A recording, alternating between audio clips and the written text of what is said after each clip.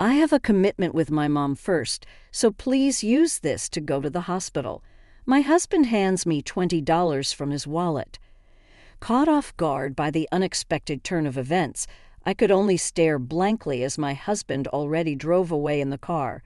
Incredibly, he had left his wife, me, in labor, prioritizing picking up his own mother for her lessons. Even though his mother had constantly belittled me in the past, I put up with it for the sake of our unborn child. But now I understood. Someone who neglects their child like this doesn't deserve to be a parent. Despite the increasing pain, I decided to face the childbirth alone. My name is Catherine. I married my husband, Bob, who is 3 years older than me, right after graduating from college.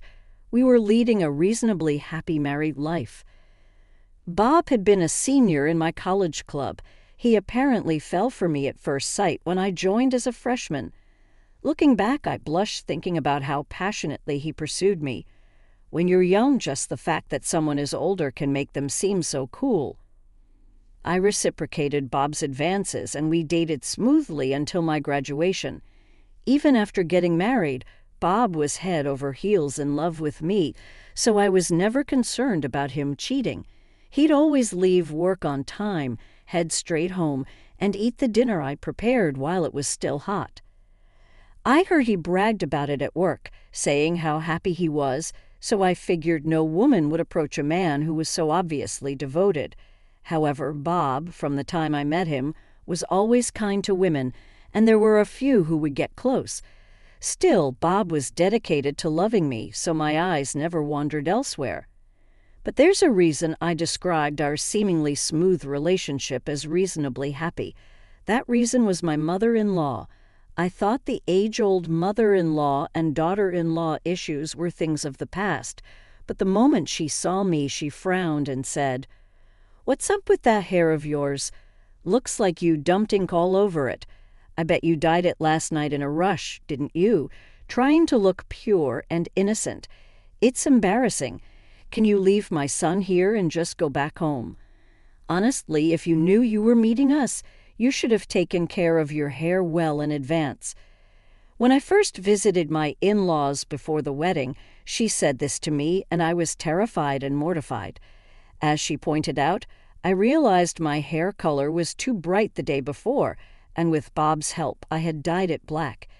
Embarrassed and frustrated by being seen through like this, I was downcast for a while.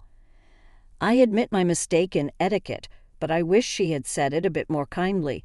Being separated from Bob because of my hair color and virtually being kicked out of my in-laws' home on my first visit.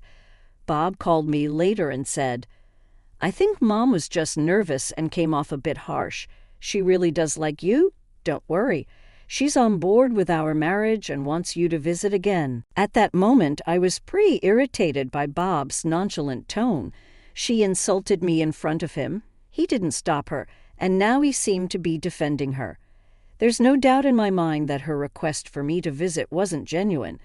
Was she going to force us to live with her after we got married and constantly berate me? However, when I finally took the step to marry Bob, my mother-in-law made no such suggestion. I was relieved, but it was short-lived as she started frequently calling Bob to her home. He's finally done with college out of state and got a job back home, and then he gets married all of a sudden. I've been so lonely. Why don't you let Catherine have a break and come stay with me for about a week? When I saw such emails addressed to Bob, I was taken aback. Showing me the message, Bob asked, "What should we do?" Instead of letting him answer, I called my mother-in-law and said, "I really appreciate your concern, but we still have unpacking and paperwork to do. I think it'll be a while before he can take a break. I'm sorry." In response, she nagged, "You can do the unpacking yourself. Don't always rely on my son." I simply nodded and ended the call. She was pretending to care about me, but she just wanted her beloved son by her side. Was there no consideration for a newlywed couple? While I was irritated by my inconsiderate mother-in-law, I was also upset with Bob, who just went along without resisting. My husband says that his mother has always been like this. After she separated from my father-in-law, her overprotectiveness became even more intense. When my husband decided to go to college, she cried and tried to stop him. He somehow convinced her and went on to study, but apparently they used to communicate via email or phone calls almost every night. He always trusted his mother, who raised him as a single mom, so I've heard. They've always had a great relationship. It's admirable that he's devoted to his mother, but they're both adults, so there should be some appropriate boundaries. That being said, this has been their norm, and I understand that it's not right to judge another family's dynamics. If it weren't for this, my husband is great with housework and is sincere at his job.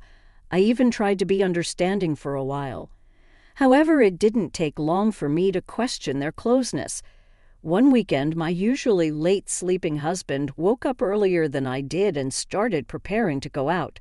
I asked, "Did you have plans to go somewhere today?" To which he replied, "I'm going shopping with Mom, Catherine. You can keep sleeping." I was at a loss for words. Not only did she not care about her grandchild's welfare, but she also said she didn't care. Even when I remained silent, I could still hear her shrill voice. "I'm sorry, Catherine," my husband quietly said. For a moment, I thought he was apologizing to me for his mother's outburst, but then I noticed he was opening the door to the back seat where I was lying down. I had no idea what he meant, and the pain was so intense that I was just dumbfounded. He then said, "I promised to drop off my mom, so can you call a taxi or an ambulance from here? I'll catch up with you, promise." Hold on a second. You're prioritizing her sewing class over your own child? I can't convince her, so you've got to talk to her. It's getting more painful. We need to hurry. I raised my voice, since I was running out of patience, but my husband grimaced and said, "It's a weekly thing, can't be helped, right? I'm sorry I forgot to tell you about it. Here's some money. Try to manage with this." He took out $20 from his wallet and shoved it into my purse. Then he went back to the driver's seat, and without hesitation, he drove off, leaving me behind. This can't be real. I was left not far from our home. Given the neighbors might see, I quickly looked up a taxi service.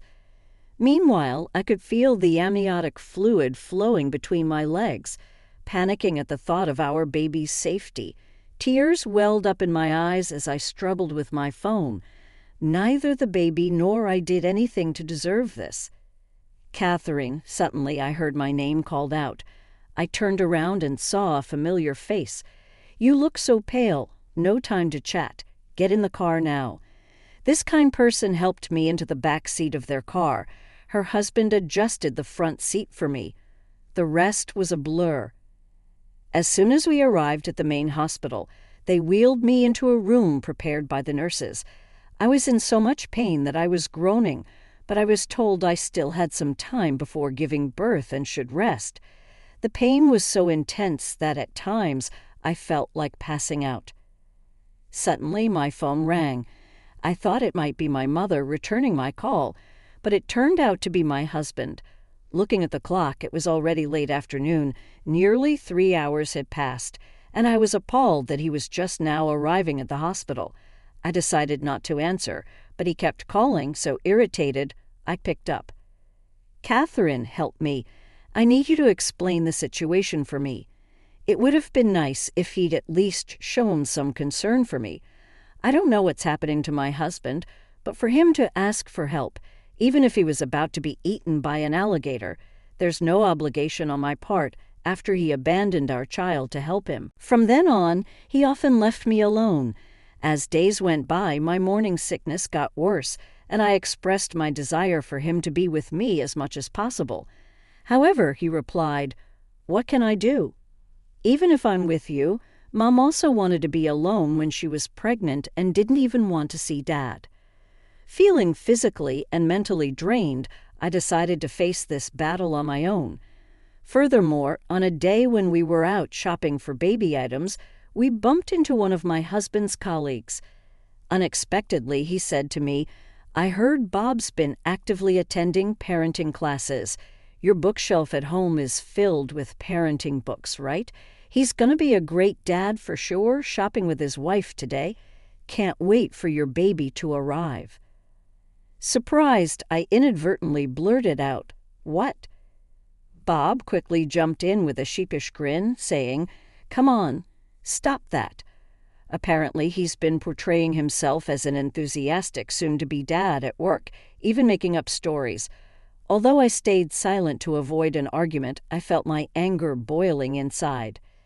Ever since, he continued to prioritize errands with his mother-in-law, and occasionally when we would meet his colleagues, they would always say, "Catherine, you've got yourself a dream husband," with a hint of envy.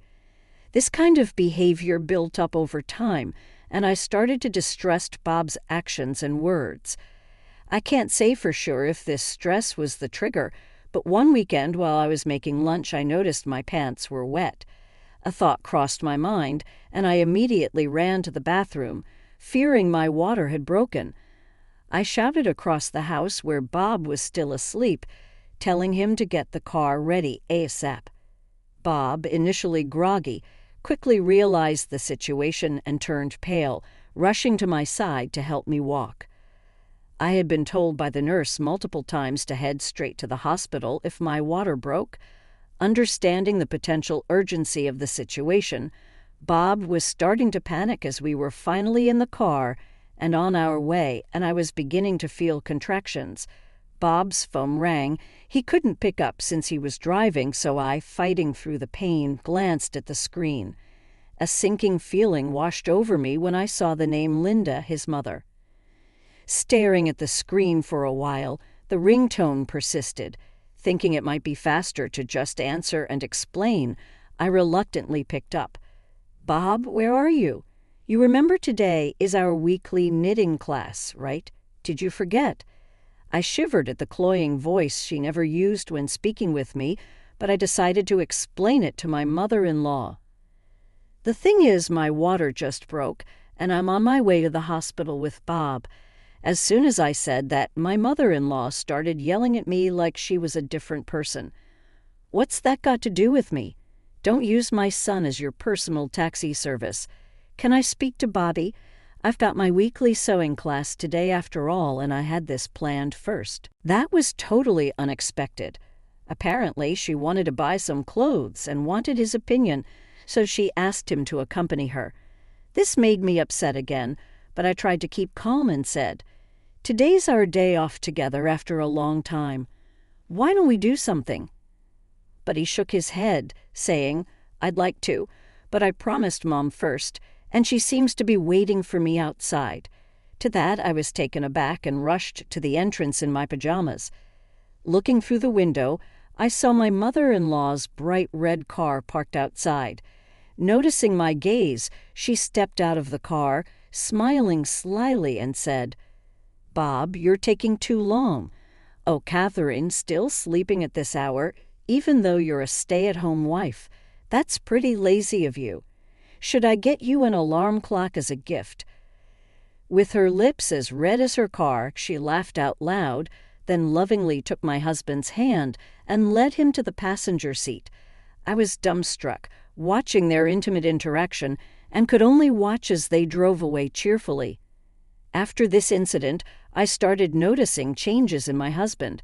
He almost stopped doing household chores, which he used to do regularly, and began visiting his parents' house almost every weekend. His attitude towards me changed and became more demanding. "You're too lazy, Catherine. Whenever I'm off, you just sleep in. Do you think you're fulfilling your duties as a housewife? You even stopped wearing makeup. Just because you're married doesn't mean you should get sloppy. Even Mom's concerned about you. Maybe you should visit your parents sometimes." I don't know what my mother-in-law says about me, but my husband surely is taking advantage of that. He never complained about my naps or makeup when we were dating. But as my husband suggests, maybe my mother-in-law is genuinely concerned about my behavior. But considering how my mother-in-law treats my husband like her boyfriend, I can't help but think that she's just trying to annoy me. I hoped things would change once we had a child. Not long after, I started having doubts about my husband. I found out I was pregnant. My husband was ecstatic, his eyes shining with joy, and he held my hand, saying we would face this together. However, my mother-in-law's harassment only intensified. She would call my husband for trivial things like shopping, going to the doctor, or cleaning her house, leaving pregnant me all by myself. I tried explaining to my husband that her actions have a malicious intent towards me, but it backfired. Suddenly furious, he said, "Every time we meet, Mom talks about you, saying you should go to your parents or take some time for yourself. Getting mad like this will affect our baby. Just accept Mom's care and concern." "Who do you think you are? How dare you say something like that?" I shouted at my husband over the phone and hung up. A little while later, I went into labor alone. It would have been nice to have a dependable husband by my side at a time like this, but if a clueless husband who can't even prioritize is around, it might be better if you weren't there. Instead, I had the support of a kind nurse, and late that night my long-awaited baby was born. Both the baby and I were safe after the birth, and I was so exhausted that I fell asleep right away. First thing the next morning, the nurse came into my room and told me that my husband had arrived. Apparently, he had come right after the birth, but since I was in such a deep sleep, the nurse kindly sent him away.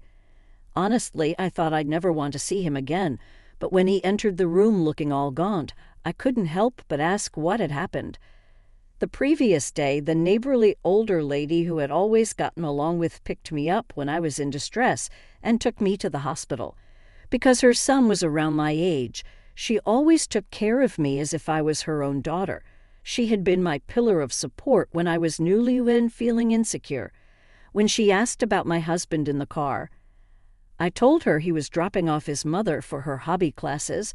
She got furious on my behalf. I had no idea that her anger would push him to the edge. After she dropped me off at the hospital, she apparently spread the word throughout the neighborhood. Given that she was the head of the local community association, she had a lot of influence, and her friends confronted my husband en masse. It seems the situation was so chaotic that there were rubberneckers gathering around our house. Asking for my help in that situation clearly showed his lack of intelligence.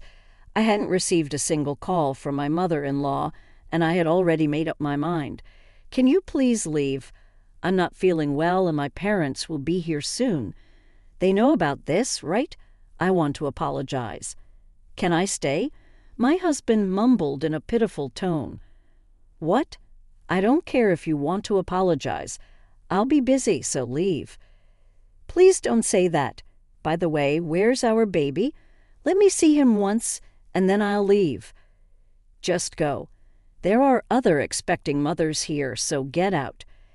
Even after my cold response, he stayed, so I ignored him, turned my back, and pulled the covers over myself. "Hey, I'm sorry. Can you at least call my mom? I want to send her a picture of the baby." "Should I call a nurse?" My husband reached out and shook me. I couldn't stand it anymore and was about to push him away when, "What are you doing? Don't touch her." My parents had just entered the room. My mom rushed to my side, pushing my husband away. "How dare you shake a woman who's just given birth? And after what you did, how dare you show your face here? I'm so disappointed in you. Get out now." Even I had never seen my mom so furious. My husband was intimidated and finally left the room. My dad followed him out, and I'm sure he gave him a good scolding. I refused to see my husband during my hospital stay. After I was discharged, I took the baby and went to my parents' house. Afraid that he might do something, I brought up the idea of divorce over the phone. From now on, I'll be proceeding with the divorce through a lawyer and just informed him about the claim for damages. I completely ignored any objections from him. By the way, the damages I'm referring to are the scratches and bruises I got when he forcefully pulled me out of the car. He tried to make some excuses, but I told him I have testimony from the neighborhood lady and her husband, along with photos of the injuries from that day. He then kept silent. My lawyer mentioned that since this was gross misconduct towards a pregnant woman, the compensation might be substantial. While I was busy taking care of the baby, my mother-in-law Susan once stormed into my family home. The rumors spread by Catherine didn't die down easily, and the looks from the neighbors were chilly. Apparently, she was blaming all of this on me for not respecting their family. However, my intimidating father handled everything. With both mother and son driven away by my dad, I sometimes thought maybe we should have done this from the start. But my dad said the head of a family doesn't just easily step into the limelight, trying to sound all cool about it. Once I got the hang of parenting, I invited the neighborhood lady to my home and introduced her to my parents. She quickly became friends with my mom since they were of the same age, and they decided to keep in touch. The neighborhood lady shared a story she heard from a friend who works part-time at my ex-husband's company. This friend, like her, enjoys gossip and seems to have blabbed about the ex's story to others at some point. The tale spread like wildfire and got exaggerated along the way, and his reputation took a huge hit. Given that he had been posing as a devoted new dad and husband, the backlash was severe. He ended up being looked down upon by bosses and coworkers, leading him to quit his job. Approaching 30, jobless and without any professional certifications, he seemed to be living modestly, relying on his mother's retirement funds and savings. Becoming somewhat of a recluse due to the community's judgment. A few years later, I got a call from him. I almost forgotten about him, but his rude greeting prompted me to respond in kind. "I've moved. What do you want?" His reply was predictable, full of entitlement. "You moved. Living it up with the compensation money I gave you, huh? Must be nice. Come back right now. Let's start over. Mom wants to see you too." His ramblings made no sense. Why would I go back to you? Are you still going on about Mom after all this time? Don't call me again? I don't want to hear it. I hung up without waiting for a response, but my phone kept ringing. When I finally managed to block his calls, he began flooding me with texts, begging for reconciliation. I read them just to be sure, but they were filled with nonsense. Don't you think it's sad for a child not to have a father? And even though you owe so much to Mom, not letting her see the child is utterly disrespectful. I deleted all of them and changed my email address. Though this whole incident was a nightmare, it allowed me to proceed with the divorce advantageously and take appropriate action against him. If a family member is going to be such trash, it's better for my child that they're not in our lives. I find comfort in this thought as I enjoy parenting supported by my parents, who have now become loving grandparents.